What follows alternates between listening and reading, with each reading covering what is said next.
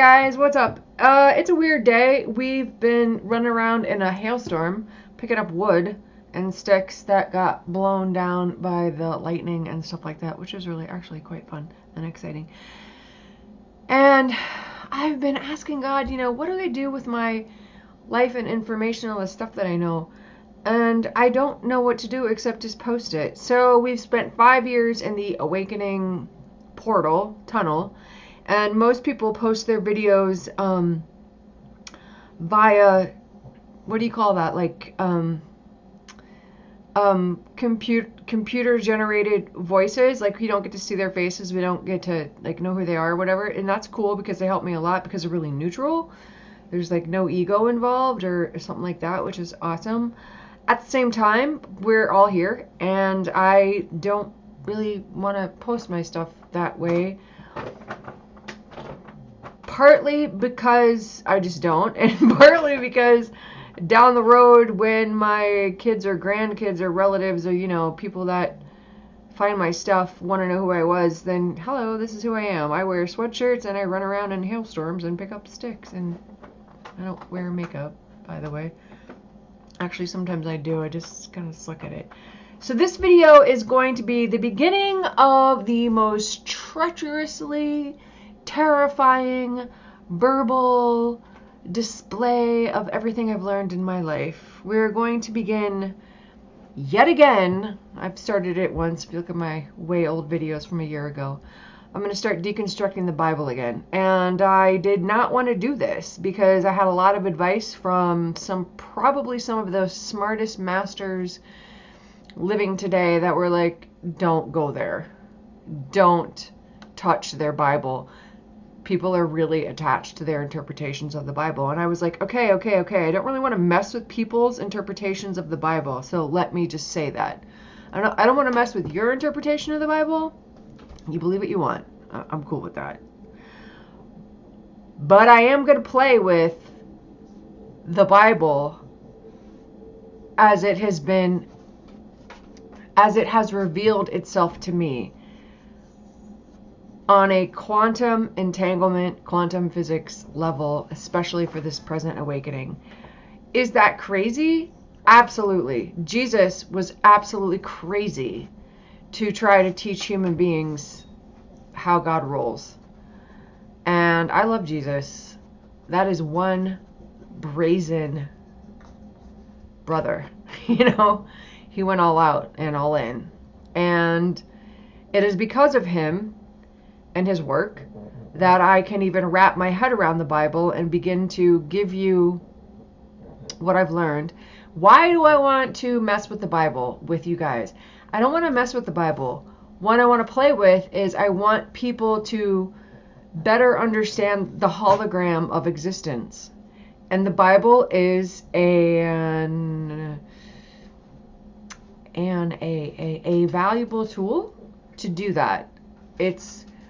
It's like proof of the pudding. It's like, sometimes I make fun of people. I'm like, I will beat your ass with the Bible. And I don't mean that to be mean. I just mean, like, if you really understand the Bible, you will be so happy. You won't be afraid anymore. So we're going to go there. I'm a little bit scared, but one of my favorite human beings on the planet was like, you're so smart. Why don't you just prove it? And yeah, I'm smart. I don't really care that I'm smart. I mean, I care that I'm smart because that's just my thing. I challenge myself constantly, and being smart's important to me. It doesn't have to be important to you. I don't care what you think about me. But I was like, why do I have to prove my intelligence? And he kindly said, that's not why I would challenge you to tell the world what you know. I would challenge you to tell the world what you know so that other people that are picking up pieces of this puzzle don't doubt themselves.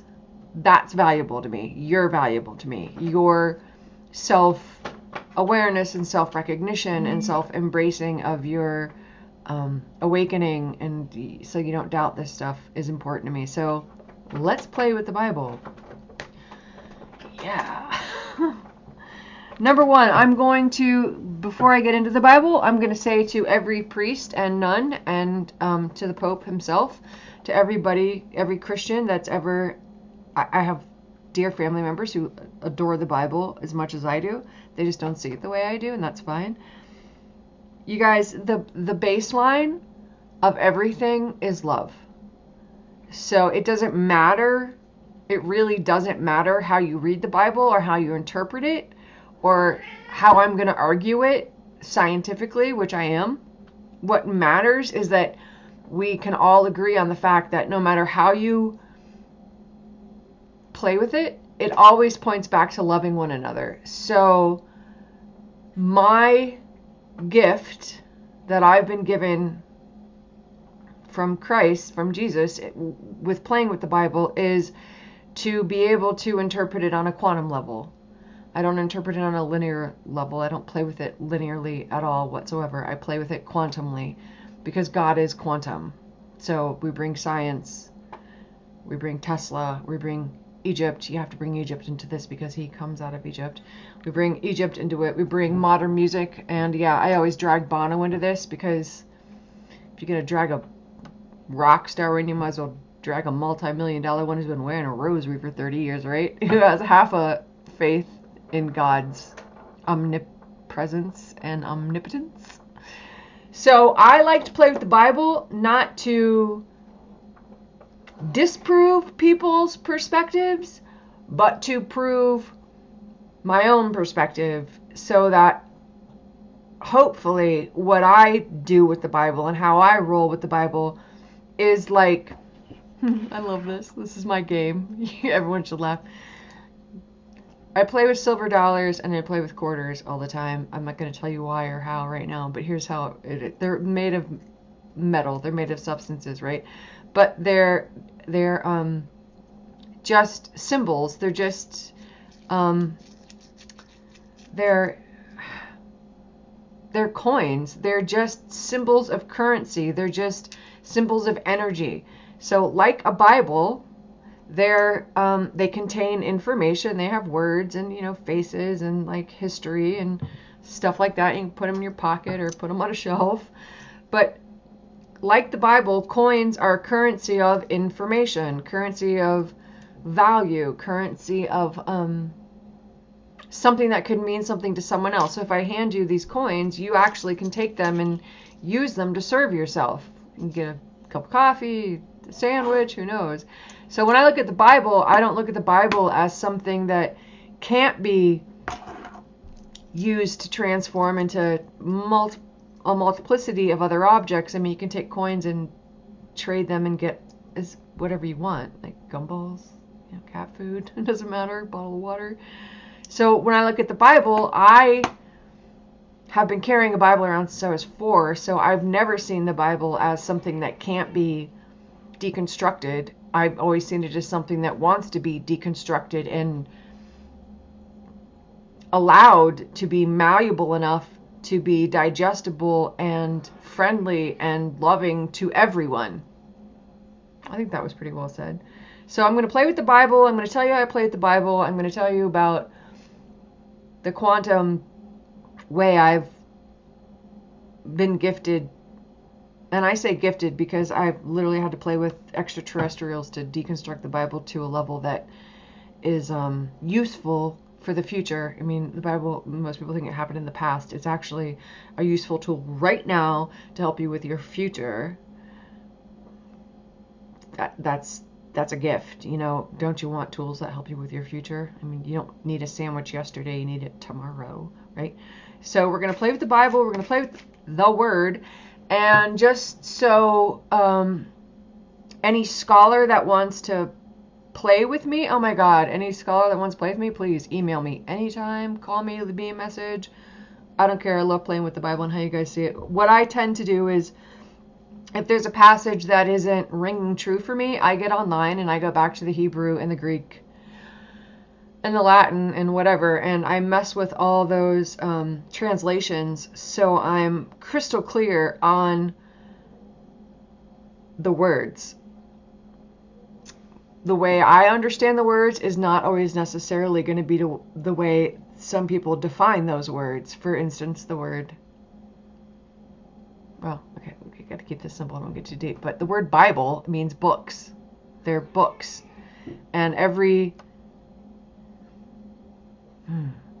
Every intelligent creator, I don't care if you're Steve Jobs or you're Bono from U2 or you're Oprah Winfrey or Jim Carrey, everybody takes notes of themselves. I mean, when you're making a note, it's a note to yourself. Hugh Prather, there's a whole book, Notes to Myself, right? Illusions, Richard Bach. We're all writing stories from the higher realms to leave trails. Ayn Rand said it, and she was a total atheist. She was like, there are very few guideposts on this earth, and she wrote The Fountainhead and wrote, this is one of them, right? Though she was an atheist in the sense of Christianity, she was a humanist in the sense of the soul, so I never could see her as an atheist. So we have souls, people, throughout creation leaving notes for future generations. But the funny thing is since we're all one person and we're all one soul and we're all connected to God, we all are in here. We all have a connection to the notes that through other perspectives, because it's all eternally now, so through other people's taking the time to write down the words, then we get to have a guidepost, a way to it's really important actually to remember, oh yeah, wait a minute, when you're on earth, we came here to love one another, and we're going to remember that. We're going to do that. Divine Mother Mary style. Mother and child. We're going to embrace and love all of the creation. Because it was written and because God said so? No, because that's the point. So whether you ever read this book, whether you ever pick it up, or even know that it exists is not as relevant as the fact that you know damn well when you feel good, you feel good. Could it get harder? When you're happy, you're happy. When you know love, you know love. And love is the whole point. But in 2017, my lifetime, my thing has been deconstructing the entire music industry and the Bible. Oh yeah, I didn't mention the music industry before that, did I? Yeah, I did that too. So this is my gig. This is my life's path. I confess straight up, I have been very lonely on this path because I've been alone. Me and a lot of invisible angels and God and Jesus and all my guides. I have, thank goodness, performed a medical miracle, so I have no room for doubt in my personal physical, and I mean physical experience as to how it works. So I'm not talking out my ass. I'm not making shit up. I'm not just pulling ideas out of the ethers or like pulling other people's ideas into this book. I'm telling you flat out, I worked a medical miracle based on not just what's written here, but based on what I can hear out here in the grand awakening of everybody, you guys know what I'm talking about, and pulled it into the physical, into the cellular level, and was able to recreate cellular structure, which hasn't happened since Jesus, and I give him 100% credit for that, because I had to actually ask him to come to my bedroom for 3 years and teach me, and he did. During those 3 years, I wasn't online, so you guys have been doing whatever you've been doing. Now, preamble almost finished. I am afraid of you people because you people really want to hold on to your beliefs. And if I could put something in everybody's back pocket, I would put this. Yes, this belief is 100% valid. Absolutely across the board. What you believe right here, right now, there is nothing wrong with that. Just be open to the fact you may outgrow that belief. Kids outgrow shoes. People outgrow beliefs. So what I'm going to give to you is not meant to challenge what you believe. I don't want you to do anything you don't want to do. I'm hoping to gift people with what I was given in my miracle healing, which was just like Sister Faustina when she saw Jesus as a nun, a crack in your reality where you can be like, yeah, okay, everything I believe is true, yet what if, just for fun, there's other beliefs I can play with, and what if that's okay? What if God's cool with that? What if God does that? What if that's how God actually works? Is like, we grow daisies this way in this soil, and yet we can grow daisies this way in this soil, and guess what? There's nothing wrong with that. And the best, not the best, but one way to look at that is like, I live in America. I see kids running down the street or riding their bicycles all the time under the same sun and clouds. Okay, maybe different clouds, but definitely the same sun. That kids in Africa are running barefoot down the street, riding their bicycles with totally different scenery, totally different families, totally different living situations. But both sets of children are equally happy. And both sets of children go home to their mother and love them. Now, in my neighborhood, I guarantee you their mom and dad have a bank account. There's no way out of that. And are sending them to good schools.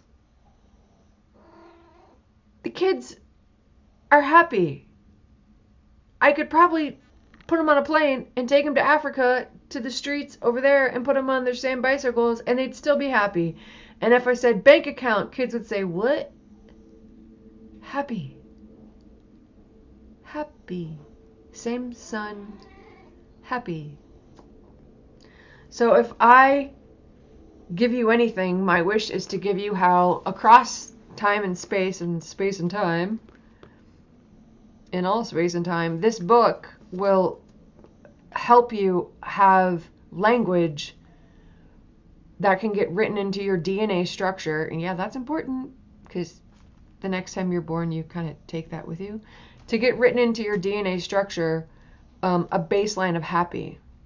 Because as we progress and transform and evolve, the sceneries change, but your soul's constantly evolving with that. And I always wondered, why would God say, don't change one iota of this book? And I finally figured it out. Because it's really simplistic. It's a really simple way to encapsulate eternity. If you're a model, a supermodel, you carry it on your head, but in a really transportable, unforgettable way from a lot of different perspectives. And I mean that sincerely. You've got Jesus's perspective, you've got Moses, you've got Abraham, you've got Sarah, you've got Isaac, you've got, Ishmael, you've got everybody, Job.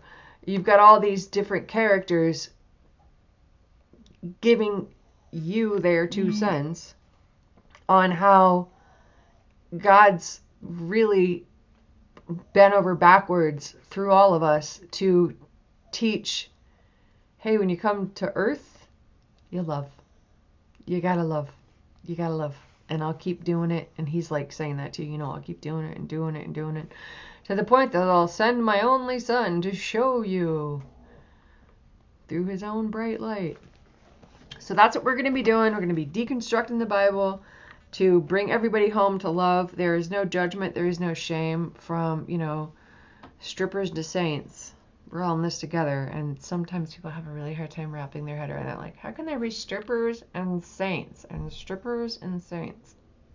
Because some people are exploring different aspects of creation than you are. And it doesn't make them wrong. Ever. Excuse me. They may be different, but you are not allowed to judge. Which can be a tongue-biting moment. I have them often. But you can still learn from their experiences. There are some people that are going to go through experiences that you will read about in the news, and you'll be glad you never went through.